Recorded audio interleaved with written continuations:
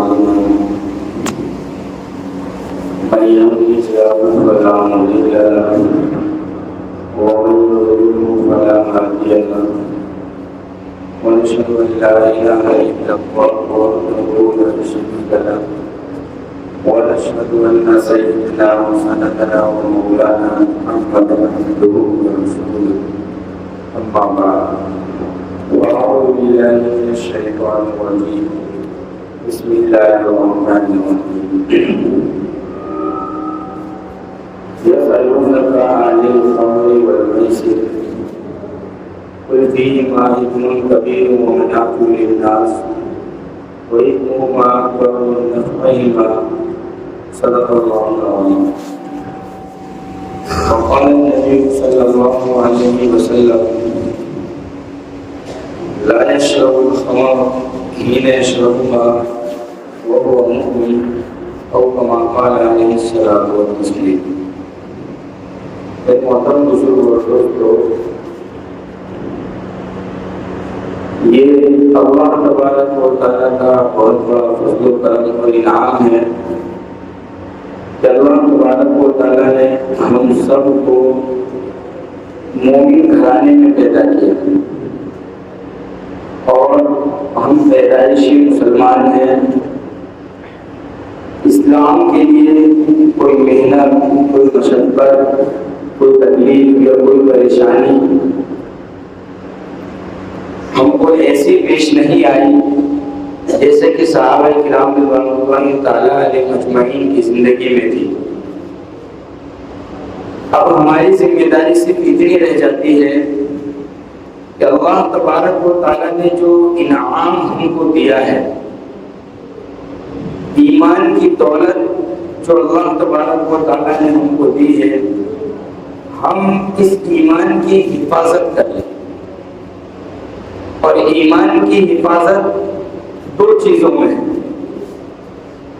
شریعت نے دو چیزیں بتلائی ہیں، امر بالمعروف اور نہی عن المنکر. یعنی جو چیزیں نیکی کی ہیں، بھلائی کی ہیں، جس کام کو اللہ تبارک و تعالیٰ نے کرنے کے لیے کہا ہے، ہم اس کام کو کریں، پہلا کام.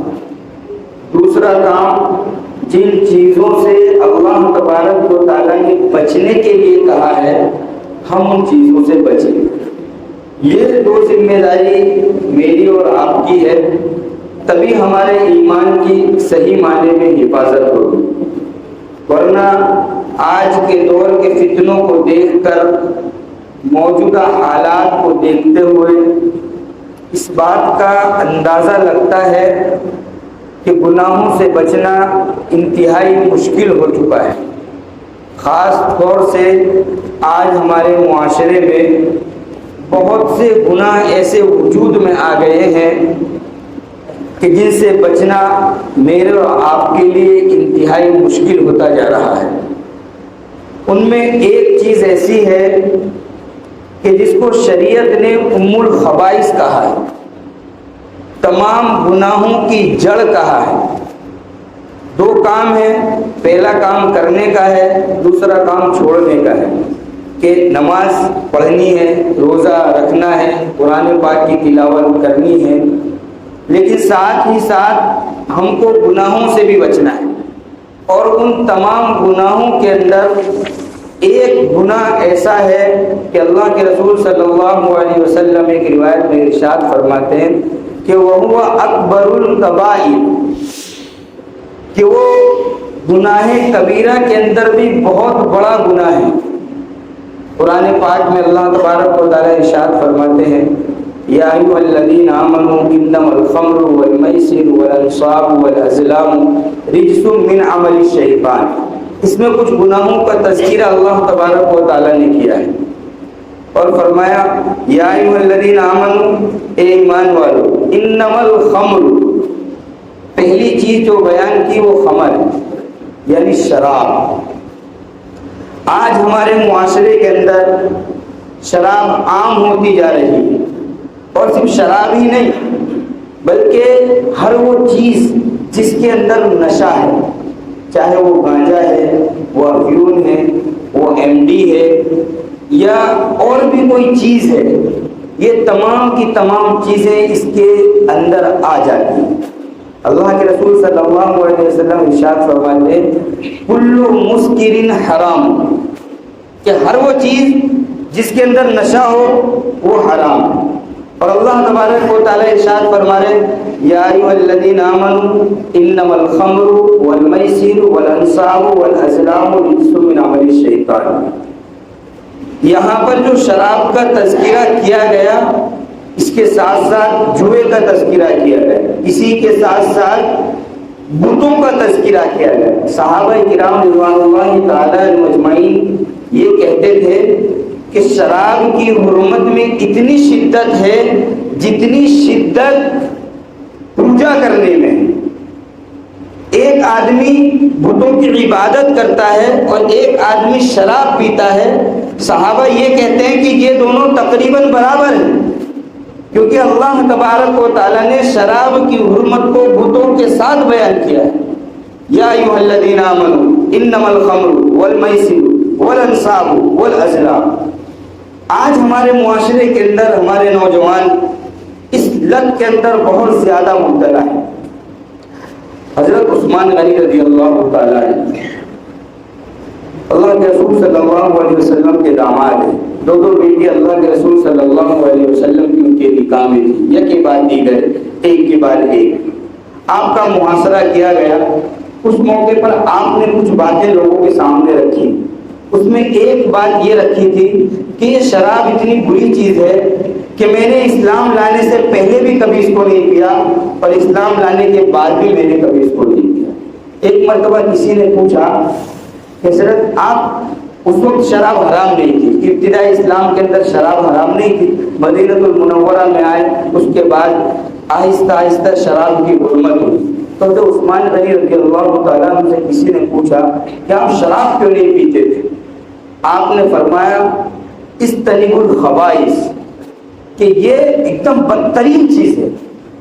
پھر ایک قصہ آپ نے بیان کیا کہ پچھلے زمانے کے اندر ایک عابد تھا، ایک زاہد تھا، ایک بہت عبادت گزار آدمی تھا، لیکن اس شراب کی لعنت کی بنا پر وہ تمام کام کر بیٹھا کہ جس سے اسلام دور رکھنے کے لیے کہتا ہے۔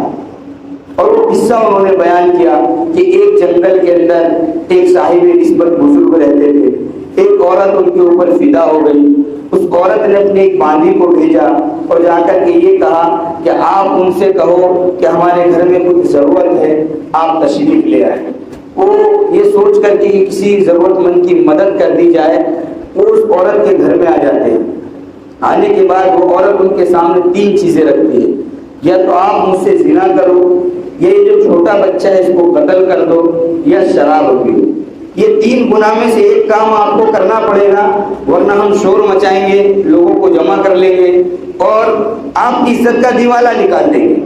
اور وہ صاحب نسبت بزرگ یہ سمجھے کہ شراب پینا زیادہ آسان ہے، انہوں نے شراب کا ایک گلاس پیا، دو گلاس پیے، تین گلاس پیے، اتنا پی گئے کہ وہ مدہوش ہو گئے۔ اور اس کے بعد انہوں نے تلوار اٹھائی اور اس بچے کو قتل کر دیا اور اس عورت کے ساتھ زنا کیا۔ ایک شراب پینے کی وجہ سے وہ تینوں کام کر گئے۔ تو جو عثمان غنی رضی اللہ تعالیٰ عنہ فرماتے ہیں کہ تو ام الخبائث ہے، کہ اس نے وہ کام کروا دیے کہ جو آدمی تصور بھی نہیں کر سکتا۔ بلکہ یہاں تک علماء کرام نے لکھا ہے کہ نشہ کرنے کے بعد آدمی کی عقل کے اندر اتنا فتور آ جاتا ہے کہ وہ ماں بیٹی اور بیوی کے اندر فرق نہیں کر پاتا۔ اور شریعت نے جن چیزوں کی حفاظت کے لیے کہا ہے کہ آدمی اپنے مال کی حفاظت کرے، اپنی جان کی حفاظت کرے، اپنی عزت و آبرو کی حفاظت کرے، اپنے گھر والوں کی ذمہ داری کو سنبھالے اور عقل جو اللہ تبارک و تعالیٰ نے دی ہے اس نعمت کو سنبھالے، یہ تمام کی تمام چیزیں نشہ کرنے کی وجہ سے آدمی برباد کر دیتا ہے۔ آج دھڑلے سے صحت گر رہی ہے، آدمی ہٹا کٹا نوجوان دکھ رہا ہے لیکن اندر سے بالکل ٹوٹا ہوا، اس کے اندر طاقت نہیں ہے۔ وہ جب نشہ کر لیتا ہے تو 2-4 گھنٹے کے لیے کام کے اندر تیزی آ جاتی ہے، لیکن اس کے بعد جو اس کی حالت ہوتی ہے وہ اس کو بیان نہیں کر سکتا۔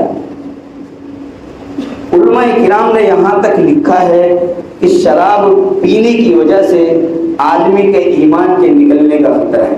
اللہ کے رسول صلی اللہ علیہ وسلم نے ایک روایت کے اندر ارشاد فرمایا کہ من شرب الخمر، کہ جس آدمی نے شراب کی، خرج نور الایمان من قلبی، کہ اس کے دل کے اندر سے ایمان کا نور نکل جاتا ہے۔ وہ ایک الگ بات ہے کہ محدثین نے اس کی تشریح کی کہ بھئی ایمان نکل کے جاتا نہیں ہے، ایمان کے اندر کمی واقع ہو جاتی ہے، لیکن کتابوں میں یہاں تک بھی لکھا ہے کہ اس آدمی کا ایمان نکل کے اوپر لٹک جاتا ہے، جب نشہ اترتا ہے پھر واپس آتا ہے۔ اور یہ شراب آدمی کو گناہوں کی طرف دھڑلنے سے لے جاتی ہے۔ اللہ کے رسول صلی اللہ علیہ وسلم ارشاد فرماتے ہیں کہ جب تک آدمی شراب نہیں پیتا وہ ایمان اور اسلام اور دین کے پردے کے اندر رہتا ہے، اور جب وہ شراب اچھا یہ شراب کا مطلب یہ نہیں کہ خالی شراب ہی ہو، کوئی بھی نشہ ہو جو آدمی کی عقل کے اندر فطور لا دے، وہ تمام کے تمام نشے اس کے اندر شامل ہیں۔ چونکہ اس زمانے میں نشوں کی اتنی کثرت نہیں تھی جیسا کہ آج دیکھا جا رہا ہے، بلکہ ایک بات اور بیچ میں بتا دوں، اللہ کے رسول صلی اللہ علیہ وسلم نے ایک روایت کے اندر علامات قیامت کو ذکر کیا، اور علامات قیامت کو ذکر کرنے کے بعد آپ فرماتے ہیں شوربت الخمور، کہ قرب قیامت ایسے واقعات پیش آئیں گے کہ لوگ شراب دھڑلے سے پئیں گے، نشہ کریں گے، اور نشے کی مختلف قسمیں ہوں گی۔ ایک روایت کے اندر اللہ کے رسول صلی اللہ علیہ وسلم ارشاد فرماتے کہ لوگ شراب پیئیں گے، نشہ اس کا نام بدل بدل کر، بھائی یہ تو بیئر ہے، اس میں الکوہل نہیں ہے، یہ تو وائن ہے، یہ تو صحت کے لیے مفید ہے، نہیں، اللہ کے رسول نے فرما دیا کہ یسمون بغیر اسمہا، کہ اس کا نام وہ شراب نہیں رکھیں گے لیکن وہ شراب پیئیں گے، وہ نشہ کریں گے۔ تو میں یہ بتلا رہا تھا کہ اللہ تبارک و تعالیٰ نے قرآن پاک میں شراب کی حرمت کا ذکر کیا۔ یہ ابتدائی اسلام کے اندر ممانعت نہیں تھی، تین مرحلوں میں جا کر کے اس کی حرمت آئی۔ دوسرے مرحلے کے اندر اللہ تبارک و تعالیٰ کی طرف سے سختی آئی، یا ایھا الذین آمنوا لا تقربوا الصلاۃ وانتم سکارى۔ صحابہ کو یہ دھمکایا جا رہا ہے، ڈرایا جا رہا ہے کہ اے صحابہ سن لو کہ اب اگر آپ لوگوں نے شراب پی تو نماز کے قریب نہیں آنا ہے۔ اور نماز اتنی اہم عبادت، صحابہ کو اس بات کا علم ہو گیا کہ نماز کا وقت ہو تو اب نشہ نہیں کرنا ہے، صحابہ نے چھوڑ دیا۔ حضرت عمر فاروق رضی اللہ تعالی عنہ کو بڑی فکر ہوئی، حضرت عمر فاروق رضی اللہ، آج ہمارا نوجوان حضرت عمر فاروق رضی اللہ تعالیٰ عنہ کے قصے سننا چاہتا ہے، اور ان کے قصے سننے کے بعد ایک جوش، ایک ولولہ انسان کے اندر پیدا ہوتا ہے۔ وہ عمر فاروق رضی اللہ تعالیٰ عنہ جنہوں نے 22 لاکھ مربع میل کے اوپر حکومت کی، اور ان کی حکومت کے اندر اللہ تبارک و تعالیٰ نے فتوحات کے دروازے کھول دیے، وہ اللہ کے رسول صلی اللہ علیہ وسلم کے زمانے میں اللہ تبارک و تعالیٰ سے یہ دعا کر رہے ہیں، اللہم بین لنا فی الخمر بیانا شافیا، کہ اللہ یہ جو کہا جا رہا ہے کہ نماز کے وقت تو شراب کے قریب مت آؤ، نماز کے وقت نشہ مت کرو، آپ ایک صاف بیان، ایک صاف اعلان کر دیجیے۔ یہ حضرت عمر فاروق رضی اللہ تعالیٰ اللہ تبارک و تعالیٰ سے دعا کرے۔ اب یہ آیت نازل ہوتی ہے، یا ایھا الذین آمنوا انما الخمر والمیسر والانصاب والازلام رجس من عمل الشیطان۔ یہ شراب کو معمولی نہ سمجھو، اس نشے کو معمولی نہ سمجھو، رجس من عمل، یہ گندی چیز ہے، یہ ناپاک ہے۔ اسلام تو پاکی صافی والا ہے، یہ تو طہارت والا ہے، یہ تو نظافت والا ہے۔ رجس من عمل الشیطان، لوگوں نے لکھا ہے کہ رجس کے معنی ہے گندی چیز، ناپاک چیز ہے۔ اگر یہ کپڑے پہ لگ جائے تو کپڑا ناپاک ہو جائے گا، اور آج کا نوجوان اس کو اپنے پیٹ میں ڈال رہا ہے۔ رجس من عمل الشیطان فاجتنبوہ لعلکم تفلحون، اگر کامیابی چاہتے ہو تو اس نشے کی چیزوں کو چھوڑو۔ انما یرید الشیطان ان یوقع بینکم العداوۃ والبغضاء فی الخمر والمیسر۔ آگے اللہ تبارک و تعالیٰ ارشاد فرماتے ہیں کہ یوں ہی منع نہیں کیا جا رہا، یہ نشے کی چیزوں سے، یہ گانجے سے، یہ افیون سے، یہ شراب سے، یہ یوں ہی منع نہیں کیا جا رہا۔ شیطان اس کے ذریعے تمہارے دلوں کے اندر دشمنی ڈال دے گا، عداوت ڈال دے گا، بغض ڈال دے گا، نفرت ڈال دے گا، تم نمازوں سے دور ہو جاؤ گے، تم ذکر و اذکار سے دور ہو جاؤ گے، تم اللہ تبارک و تعالیٰ سے دور ہو جاؤ گے، اور یہ جو ایمان کی دولت اللہ تبارک و تعالیٰ کی طرف سے ملی ہے یہ چھن جائے گی، تمہاری صحت گر جائے گی، تندرستی ختم ہو جائے گی، تم دیکھنے میں ہٹے کٹے دکھو گے لیکن تمہارے اندر طاقت نہیں ہوگی، قوت نہیں ہوگی، تمہارے اندر استطاعت نہیں ہوگی، تم کیا کسی کی مدد کر سکتے ہو، تمہارے اندر خود کے اندر یہ صلاحیت نہیں ہوگی کہ تم دو کام کر سکو۔ آج میرا نوجوان بڑی تیزی سے نشے کی طرف جا رہا ہے۔ ہمارے محلوں کے اندر ہم دیکھیں، ہمارے گھروں کے اندر ہم دیکھیں، اور خاص طور سے ہمارا جو اطراف کا علاقہ ہے ہم اس میں نظر دوڑائیں، دھڑلے سے نشے ہو رہے ہیں، ہماری آنکھوں کے سامنے ہو رہے ہیں۔ ہم ان چیزوں کو روکنے کی کوشش کریں۔ اگر آج ہم نے ان چیزوں کے اوپر پابندی نہیں لگائی تو ہم ان نوجوانوں سے کوئی امید نہیں رکھ سکتے۔ یہ خود اللہ تبارک و تعالیٰ بیان کر رہے ہیں، انما یرید الشیطان ان یوقع بینکم العداوۃ والبغضاء، کہ آپ کی نفرتیں ہوں گی، آپس میں دشمنیاں ہوں گی، یہ شراب کی وجہ سے، یہ نشے کی وجہ سے۔ اور اللہ کے رسول صلی اللہ علیہ وسلم نے ارشاد فرمایا، میں نے ابھی بھی بتایا کہ یہ لمبی چوڑی روایت ہے، اللہ کے رسول فرماتے ہیں کہ جب تک مومن شراب نہیں پیتا ہے، جب تک مومن نشہ نہیں کرتا ہے، وہ دین کے پردے کے اندر رہتا ہے۔ جب وہ شراب پی لیتا ہے، حین شربا، جب وہ شراب پی لیتا ہے، ستر اللہ عنہ سترہ، اللہ تبارک و تعالیٰ اس دین کے پردے کو چاک کر دیتے۔ وَيَسُوقُهُ إِلَىٰ كُلِّ شَرٍ، اب یہ شراب اس کو ہر برائی کی طرف لے کر کے جائے گی، اس کے اندر ہر برائی پیدا ہو جائے گی، یہ تصور نہیں کر سکتا، یہ وہ کام کر لے گا جس کا اس کو اندازہ بھی نہیں ہوگا۔ چوری یہ کرے گا، ڈکیتی یہ کرے گا، کام کے اندر کوتاہی یہ کرے گا، اپنے بیوی بچوں کی پرورش یہ نہیں کر سکتا، ماں باپ اس کے پریشان ہوں گے، دوست احباب اس سے دور ہو جائیں گے، یہ تنہائی کو پسند کرنے لگے گا، یہ تنہا بیٹھا ہوگا۔ ابھی قریبی کا ایک قصہ ہمارے سامنے آیا، یہ باپو نگر کا ایک قصہ ہے کہ بچے کو گھر کے اندر بند کر دیا گیا، وہ تالا توڑ کر کے نکل گیا، 25 لاکھ کا نقصان اس نے کیا صرف نشے کی لت کی بنا پر۔ والدین کو جب اندازہ ہوا تب تک وہ 25 لاکھ کے قرضے میں ڈوب چکے تھے، صرف اس نشے کی لت کی بنا پر۔ آج میرے دوستو اس بات کی بہت سخت ضرورت ہے کہ ہم اپنے بچوں کی نگرانی کریں، صرف ہم اپنی ذمہ داری ہمارے اوپر نہیں ہے۔ قرآن کہہ رہا ہے، یا ایھا الذین آمنوا قوا انفسکم واہلیکم نارا، کہ تم کو صرف اپنا نہیں دیکھنا ہے، اپنے ماتحتوں کو بھی دیکھنا ہے کہ میرا بیٹا کیا کر رہا ہے، یہ کہاں بیٹھ رہا ہے، یہ کہاں اٹھ رہا ہے، یہ کن لوگوں کے ساتھ کھا رہا ہے، اس کا گھومنا پھرنا کن لوگوں کے ساتھ ہے، اس کا اٹھنا بیٹھنا کن لوگوں کے ساتھ ہے، یہ کہاں کہاں جاتا ہے۔ ایمان کی حرارت دل کے اندر سے نکل جائے گی۔ یک بارگی ہم یہ سوچیں کہ ہم ایمان کے اوپر کھڑے ہو جائیں گے، ہم کسی ایسے وقت کا انتظار کریں کہ جب ہم ایک ساتھ سب مل کر کے ایمان اور اسلام کے اوپر عمل کرنے والے بن جائیں گے۔ نہیں میرے دوستو، جب تک مسلمان گناہوں کو نہیں چھوڑے گا اور خاص طور سے نشے کی عادتوں کو نہیں چھوڑے گا، وہ یہ سوچ لے کہ میں اسلام کے کاموں کو کرنے لگوں گا، یہ تصور سے باہر ہے۔ ارے خود اللہ کے رسول صلی اللہ علیہ وسلم فرما رہے کہ اپنی صحت کی حفاظت کرو، نعمتان مقبول فیہما کثیر من الناس الصحۃ والفراغ۔ دین کے اندر کوئی بات ایسی نہیں جو اللہ کے رسول صلی اللہ علیہ وسلم نے بتلائی نہ ہو۔ صحت کو کتنی اہمیت دی ہے، ایک غزوے کے اندر جہاد کا موقع ہے، کچھ صحابہ نے روزہ رکھ لیا، اللہ کے رسول صلی اللہ علیہ وسلم نے منع فرمایا کہ ابھی ضرورت ہے صحت کی، تندرستی کی، طاقت کی، قوت کی، ابھی آپ روزہ نہ رکھو، روزہ گھر جا کر کے رکھ لینا۔ اور آج کا نوجوان یہ دھڑلے سے نشے کر کے اپنی صحت کو برباد کر رہا ہے، اپنی تندرستی کو برباد کر رہا ہے۔ اللہ کے رسول فرما رہے نعمتان مقبول فیہما کثیر من الناس الصحۃ والفراغ۔ کتنے مسلمان ایسے ہیں کہ جن کو پتہ نہیں ہے کہ وہ دھوکے میں پڑے ہوئے، وہ اپنی صحت کے بارے میں دھوکے میں پڑے ہوئے، اپنی تندرستی کے بارے میں دھوکے میں پڑے ہوئے۔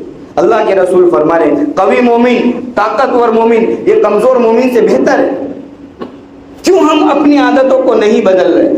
اس لیے جو بھی ہو، اچھا اس میں صرف علماء کرام کی ذمہ داری نہیں ہے، اس میں ہر فرد کی ذمہ داری ہے، ہر فرد کی ذمہ، آپ کی بھی ذمہ داری، میری بھی ذمہ داری، امام کی بھی ذمہ داری، مؤذن کی بھی ذمہ داری، کارخانوں میں جو لوگ ہیں وہ بھی اپنے ماتحت پر غور کرے۔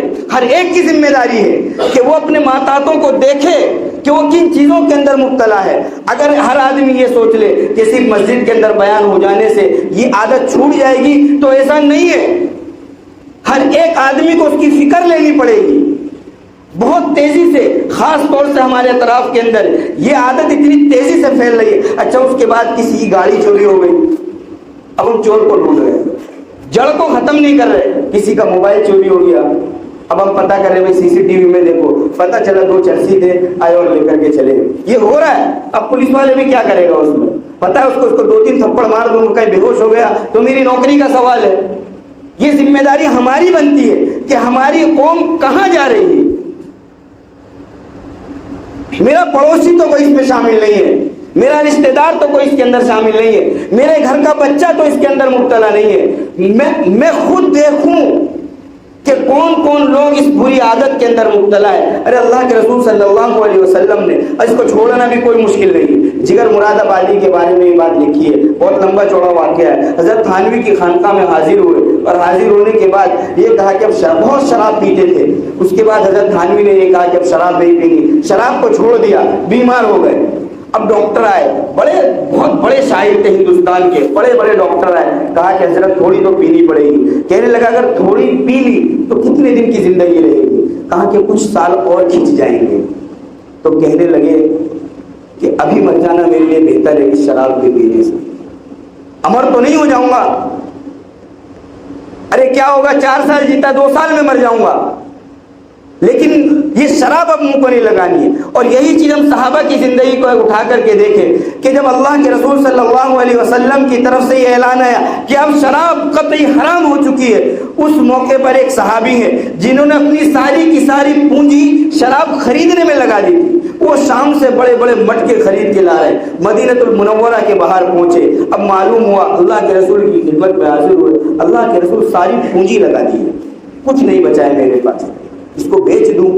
اللہ کے رسول کہتے ہیں کہ اب شراب حرام ہو چکی ہے. اب دوبارہ نہیں پوچھ رہے کہ اللہ کے رسول کیا کرنا ہے. پہاڑ پہ لے گئے, سارے کے سارے مٹکے پھوڑ دیے, سارے کے سارے گھڑے پھوڑ دیے, تمام کی تمام شراب وہیں پر ڈال دی.